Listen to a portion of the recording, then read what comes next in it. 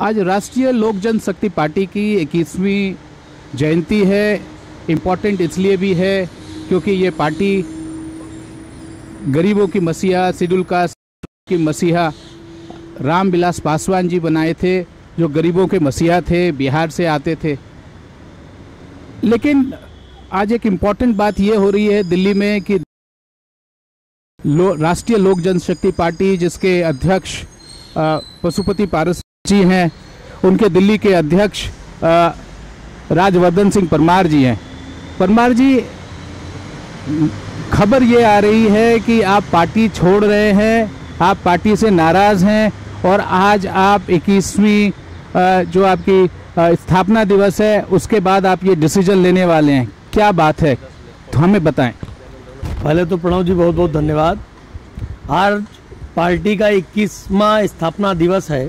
2028 नवंबर में पार्टी की स्थापना पार्टी के संस्थापक श्रद्धेय स्वर्गीय श्री रामविलास पासवान जी द्वारा की गई थी। पार्टी में पिछले 18 वर्षों से मैं पार्टी की सेवा करते आया हूं। वर्तमान पार्टी के राष्ट्रीय अध्यक्ष आदरणीय पशुपति कुमार पारस जी के नेतृत्व में दिल्ली की मुझे जिम्मेदारी उनके द्वारा दी गई, उनका बहुत बहुत धन्यवाद और आभार। लेकिन पार्टी के कुछ वरिष्ठ नेता पार्टी को दिल्ली प्रदेश में ख़त्म करना चाहते हैं। मंच के माध्यम से, आपके माध्यम से मैं उनका नाम नहीं लेना चाहता हूं। मेरे कुछ व्यक्तिगत मामले और कुछ राजनीतिक मामले, दोनों ही मामले राष्ट्रीय अध्यक्ष जी के संज्ञान में हैं। आपके माध्यम से मैं उन्हें अवगत कराना चाहता हूं कि मैं जिस तारीख से प्रदेश अध्यक्ष बना हूं, निश्चित तौर पे राष्ट्रीय लोक जनशक्ति पार्टी दिल्ली प्रदेश में मजबूत होने का काम हुआ है। आज पार्टी का स्थापना दिवस, मुझे वरिष्ठ नेताओं द्वारा पता चला कि आपको प्रदेश मुख्यालय पर अपना कार्यक्रम मनाना है। उसके बाद राष्ट्रीय अध्यक्ष जी का परसों रात में मेरे पास फोन आया था कि सारा कार्यक्रम 18 नंबर पर होगा। तो ये जो कम्युनिकेशन गैप है, ये कहीं ना कहीं मानसिक संतुलन देता है और लोगों का जो मेरे कार्यकर्ता हैं, जो मुझसे जुड़े लोग हैं, कहते हैं सर कहीं आप बुला रहे हैं प्रदेश कार्यालय, कहीं केंद्रीय कार्यालय। तो दो तरीके की बात होने से कहीं ना कहीं कार्यकर्ताओं में रेस होता है। अगर हमारी इन सब बातों का समाधान आपके माध्यम से नहीं हुआ तो मैं आने वाले 48 घंटे में, आज तो पार्टी का स्थापना दिवस है, आज मैं स्थापना दिवस मनाने के बाद 48 घंटे के अंदर राष्ट्रीय लोक जनशक्ति पार्टी के प्रदेश अध्यक्ष पद से त्यागपत्र देने का काम करूंगा। एक बात बताएं, 18 साल से आप जुड़े रहे पार्टी से, 18 साल यौवन के लिए तैयारी किया, जिस पार्टी में आपने काम किया, जिस पार्टी में आपने तन मन धन सेवा की, आज आपको ऐसा क्या लग रहा है कि आपकी उपेक्षा हो रही है और आपकी बात नहीं सुनी जा रही है? क्या ये निजी मामला है या ईगो इशू है या कोई बहुत बड़ा पार्टी का राष्ट्र का और राज्य का कोई बात है? ऐसा कुछ नहीं है। कुछ चंद लोग राष्ट्रीय अध्यक्ष जो केंद्रीय मंत्री के इर्द गिर्द रहने वाले हैं, उनकी रोटियां उनके मंत्रालय से चल रही हैं। कहीं किसी को मेंबर बनाने के नाम पे पैसा लेना, तो कभी किसी काम को कराकर पैसा ले लेना। मेरा ये मानना है कि दिल्ली प्रदेश में राष्ट्रीय लोक जनशक्ति पार्टी अगर मजबूत हो सकती है तो मजबूती के लिए पदाधिकारी को घर घर जाना होगा। आज तक जितने भी यहाँ कार्य अध्यक्ष रहे हो या जो भी राष्ट्रीय कमेटी के दिल्ली में जो लोग रहते हैं, उनका सीधे सीधे काम है धन कमाना। मेरा काम है जनता के बीच जाकर जनता की समस्याओं को सम्मिलित कराना, उनकी समस्याओं का समाधान कराना। शायद वो बड़े वरिष्ठ नेताओं को पच नहीं रहा है, क्योंकि मेरा मिशन है पूर्वी दिल्ली 2024 से लोकसभा का चुनाव लड़ना। उन सबको काम करना है दलाली, तो जो दलाली करेगा वो मंत्री के इर्द गिर्द रहेगा।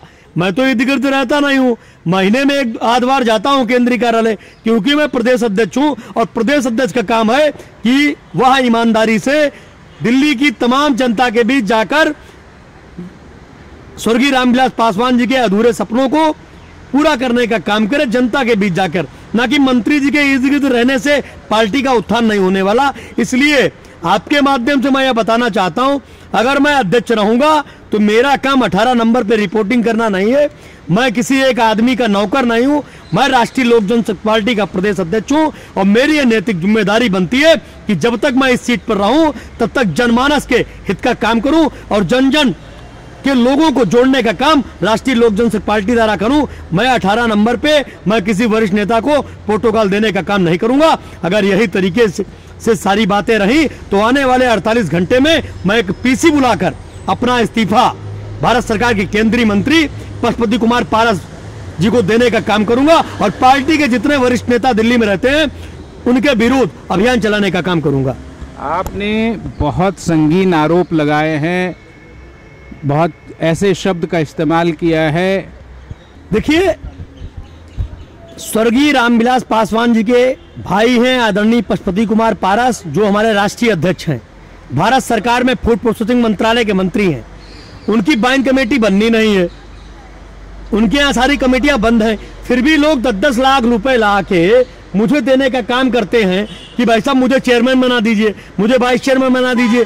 और वहां बैठे लोग 18 नंबर पे बैठे लोग, उनका काम ही यही है, लोगों को गुमराह करना, लोगों को सही जानकारी न देना। इसलिए ऐसी पार्टी में अध्यक्ष बने रहना मेरे लिए कलंकित जैसा है। इसलिए मैं आने वाले 48 घंटे में ऐसी पार्टी से इस्तीफा देने का काम करूंगा, क्योंकि मैं पार्टी से काफी समय से जुड़ा था। मैं चाहूं तो अभी इस्तीफा दे सकता हूं, लेकिन आज पार्टी का स्थापना दिवस है, इसलिए आज हम इसको केक काट कर मनाएंगे, हल्लोल्लास से मनाएंगे। मेरे कड़कड़ में लोक जनशक्ति पार्टी व्यापक है, लेकिन आने वाले समय में मैं राष्ट्रीय लोक जनशक्ति पार्टी को विदा कर रहा हूं, क्योंकि आपने एक सोशल वर्क भी आप कर रहे हैं महाराणा प्रताप सेना ऑर्गेनाइजेशन से।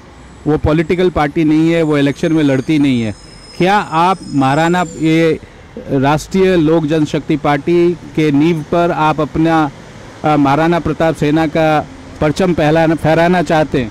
देखिए, महाराणा प्रताप, क्योंकि ये बात आप पे ये बात जरूर आएगी, आपको भी इसका जवाब देना पड़ेगा। महाराणा प्रताप सेना एक सामाजिक संगठन है जिसका मैं राष्ट्रीय अध्यक्ष और संस्थापक हूं, और अंतर्राष्ट्रीय लेवल पे हमारा संगठन है, नेपाल में है, सिंगापुर में है, भारत में है। तकरीबन 25 से 30 लाख लोग हमारे संगठन से जुड़े हैं। आने वाले विधानसभा चुनाव में और अन्य राज्यों में जो चुनाव होंगे उनमें भी महाराणा प्रताप सेना की अहम भूमिका होगी। हमारे पदाधिकारी भारतीय जनता पार्टी के सिंबल से चुनाव लड़ने का काम करेंगे। हम अपने ऐसे उम्मीदवारों का बायोडाटा देने का काम करेंगे जो चुनाव के लड़ने के इच्छुक हैं। हम सीधे अपनी बात राष्ट्रीय अध्यक्ष आदरणीय जगत प्रकाश नड्डा जी के पास रखेंगे, और मुझे पूरी उम्मीद है कि आने वाले विधानसभा चुनावों में हमारे प्रत्याशी महाराणा प्रताप सेना के पदाधिकारी चुनाव लड़ने का काम करेंगे। और मैं अगर राष्ट्रीय लोक जनशक्ति पार्टी से इस्तीफा दूंगा तो निश्चित तौर पर मैं महाराणा प्रताप सेना को प्रभावी और योगी जी की नीतियां और मोदी जी की नीतियों को जन जन तक पहुंचाने का काम करूंगा। क्या आप आगामी चुनाव, जो विधानसभा के चुनाव होने हैं उत्तर प्रदेश में, क्या आप बीजेपी के बैनर तले चुनाव लड़ने की कोशिश कर रहे हैं, या आप महाराणा प्रताप का सेना की तरफ से कोई नई पार्टी बना के चुनाव लड़ेंगे? मैंने इलेक्शन कमीशन में हिंदुस्तान क्रांति दल नाम की एक फाइल जमा कर रखी है, जिसका अभी तक मेरे पास कागज नहीं आया। शायद इलेक्शन तक आ जाए। अगर आ गया तो ठीक है, हिंदुस्तान क्रांति दल का अपना सिंबल होगा, अपने सिंबल पे लड़ेंगे। और अगर हम अपने सिंबल पे नहीं लड़े तो ये निश्चित तौर पर है कि महाराणा प्रताप सेना के पदाधिकारी भारतीय जनता पार्टी के सिंबल पर चुनाव लड़ेंगे। अगर सम्मानजनक बात नहीं बनी तो कंफर्म है कि हमारे लोग किसी न किसी राजनीतिक दल से समर्थन कर चुनाव लड़ेंगे। कितना सीट आप अपने लिए आंकते हैं और किन क्षेत्रों में आप आंक रहे हैं इस वक्त? पूरे उत्तर प्रदेश में 25 विधानसभा सीटों पे हम चुनाव लड़ेंगे। पश्चिमी में 10, पूर्वांचल में 10, अवध में 5। तो ये थे राजवर्धन सिंह परमार। इनका ये कहना है कि राष्ट्रीय लोक जनशक्ति पार्टी से इनका मोह भंग हो गया है। 18 साल इन्होंने अपनी पार्टी को दिया, लेकिन कुछ कारणों की वजह से इनका मोह भंग हो गया है। चूँकि ये एक महाराणा प्रताप सेना एक नेशनल एनजीओ है, उसके भी पदाधिकारी है, राष्ट्रीय अध्यक्ष है, तो इनका ये भी इनके बारे में ये भी कहा जा सकता है कि ये उस पार्टी की तरफ से उत्तर प्रदेश में अपनी एक और पार्टी जो ये एप्लीकेशन डाल रखे हैं इलेक्शन कमीशन में, उसकी तरफ से ये 25 सीट का दावा करते हैं कि विधानसभा चुनाव में उत्तर प्रदेश में ये अपना वर्चस्व का अतबार रखेंगे और ये चाहेंगे कि इनकी प्रेजेंस बढ़े। दिल्ली में आप बहुत मेहनत कर रहे थे, जैसा ये बता रहे हैं कि पूर्वी दिल्ली में ये अपने क्षेत्र राष्ट्रीय लोक जनशक्ति पार्टी की तरफ से बनाना चाहते हैं, लेकिन जब ये इनका मोह भंग हो गया है कुछ दिनों से, कुछ हफ्तों से, तो ये अब उस पार्टी को 48 घंटे का इन्होंने अल्टीमेटम दिया है राष्ट्रीय अध्यक्ष को कि इनकी बात सुनी जाए, इनकी बात मानी जाए, और नहीं तो ये पार्टी से इस्तीफा दे देंगे।